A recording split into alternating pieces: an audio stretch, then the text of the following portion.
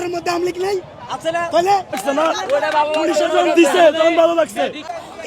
এই দাবি দেওয়া কোনো একটা এখানে রোগী আছে, এখানে বয়োবৃদ্ধ মানুষ আছে, এখানে জরুরি কাজে কেউ প্লেনে যাবে, কেউ বিমানে যাবে, বিভিন্ন জরুরি লোকজন আছে। এই দিকে খেয়াল রেখে তারা দাবি দেওয়া করুক। সরোয়ার্দী উদ্যান আছে, এমনকি একটা গেট ছাড়ে দিক জরুরি যারা রুগী টুকি বা জরুরি তাদের জন্য। এরা কোনো ছিদ্রই রাখে নাই, এই যে এরা কোনো ছিদ্রই রাখে নাই।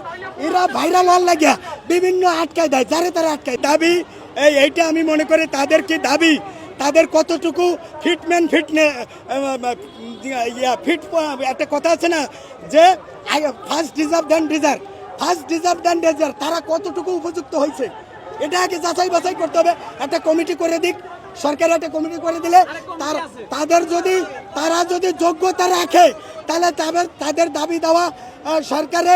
আমার তো মনে হয় যে এদেরকে এই নার্স বাদ দিয়া এদেরকে পুলিশ আনসারে ঢুকানো উচিত। পুলিশ আনসারে অনেক আমলিগের লোক আছে, হ্যাঁ সেবা লাগবে না, এদের পুলিশে ঢুকানো উচিত। আমাদের পুলিশে শর্ট আছে, আমাদের চিকিৎসার দরকার নেই। ভালো লাগছে না, পুলিশের জন দিছে তখন ভালো লাগছে। মেডিকেলে যারা ওই যে বড় বড় যারা ডিপ্লোমা ছাড়া যারা আছে, শোনেন পুলিশের পেদাবি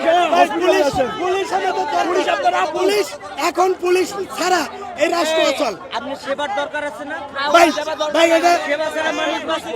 আপনি বলতে পারেন এই জায়গায় এই যে শাহবাগ ভিত্তি করে কোনো আন্দোলন চলবে না, নির্দিষ্ট জায়গায় একটা আন্দোলন করবে। জরুরিতম জায়গায় 1 ঘন্টা যাবত আমি বসে রয়েছি বাসে, তারপরে হাইটে আসছি। যে কোনো সমস্যা হইলেই মানে শাহবাগ কেন কথা বলতে জানেন না। নির্দিষ্ট একটা জায়গা থাকবে, সেখানে আন্দোলন করব। এরা শিক্ষা মন্ত্রণালয় আন্দোলন করুক, আমরা সাপোর্ট করি। শিক্ষা মন্ত্রণালয়কে ভাঙুক, আমরা সাপোর্ট করি। এবং প্রধান উপদেষ্টা ডক্টর ইউনূস স্যার আছে, ওনাকে যাইয়ে ধরুক, আমরা সাপোর্ট করি। যমুনা এখানে বেশি দূর না, কাছে আড্ডে যাইয়ে পিটান, আমরাও পিটামু।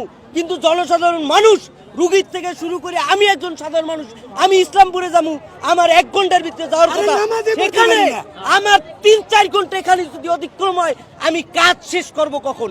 আমরা তো কেউ পেটের দায়ে কাজ করি, বিভিন্ন দলে অনেক রুগী আছে, অ্যাম্বুলেন্স আছে। এই শাহবাগ চত্বরে কোনো ছাত্র থেকে শুরু করে কেউ আন্দোলন চলবে না, শুধু চলবে আওয়ামী লীগ নিষিদ্ধ হয়ে গেছে। আওয়ামী লীগ নিষিদ্ধ তো হয়ে গেছে, এরপর কিসের আন্দোলন? এই জনসাধারণ মানুষ থেকে শুরু করে সকলে গত 5ই আগস্ট আওয়ামী লীগকে অধঃপতন করছে। তারপরে তো আর কোনো কিছু আছে না, এরপরে আর কিছু আছে নাই তো। 5ই আগস্ট আন্দোলন শেষ, বাংলাদেশ আওয়ামী লীগকে নির্মূল করে দিচ্ছে। এরপর আর তো কোনো আন্দোলনের কোনো দরকার নাই। জনসাধারণ মানুষের ভোগান্তি হোক, শান্তির জন্য আন্দোলন করতেছে। এবং এই ব্যস্ততম রোডে কোনো ছাত্র রাজনীতি, সমাজনীতি, কোন নীতি রোডে চলবে না, কোন রোডে চলবে না। আমি একজন ব্যবসায়ী, আমি একজন ছোটখাটো একজন কুটির শিল্প ব্যবসায়ী, যেগুলো আসলে ঠিক না। এরকম রাস্তার আমরা যেটা দেখি, রাস্তায় কোনো আন্দোলন চলবে না, কোনো রাস্তাই না। একটা নির্দিষ্ট জায়গায় আন্দোলন করুক, সংসদের মাঠে যাও, না অন্য কোনো মাঠে যাও, না মন্ত্রণালয়ে যাও। আমরা ভোগান্তি চাই না জনসাধারণ। একটু দাঁড়ান, শুনেন ভাই, উনি বলছে রাস্তায় করা যাবে না। আমি বলি এখন থেকে আমি রাস্তায় আছি, আমি আন্দোলন করতেছি। এই আন্দোলন হলো আওয়ামী লীগ, প্রত্যেকটা ঘরে ঘরে আওয়ামী লীগ আছে, আওয়ামী লীগের নেতা কর্মী আছে। ওইগুলি ধরার জন্য যে কোনো জায়গা, বাংলাদেশের যে কোনো জায়গায় আন্দোলন চলবে, সেটা জায়েজ। শুধুমাত্র আওয়ামী লীগ নিধনের জন্য, 14 দল নিধনের জন্য শুধু বাংলাদেশে এই আওয়ামী লীগ এবং 14 দল বিরোধী যে কোনো কর্মসূচি যে কোনো জায়গায় হবে, সেটা আমার ঘরে যেও যদি করে আমি রাজি আছি। কিন্তু আওয়ামী লীগ এবং 14 দলের এগেনিস্টে যত দাবি দাবা, এই দাবি দাবাগুলি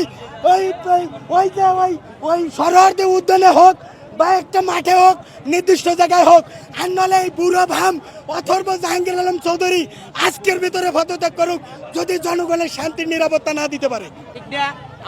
আন্দোলন না, ছাত্রদের আন্দোলন রাখেন, আন্দোলন রাখেন। ছাত্রের মধ্যে আওয়ামী লীগ নাই, আছে না?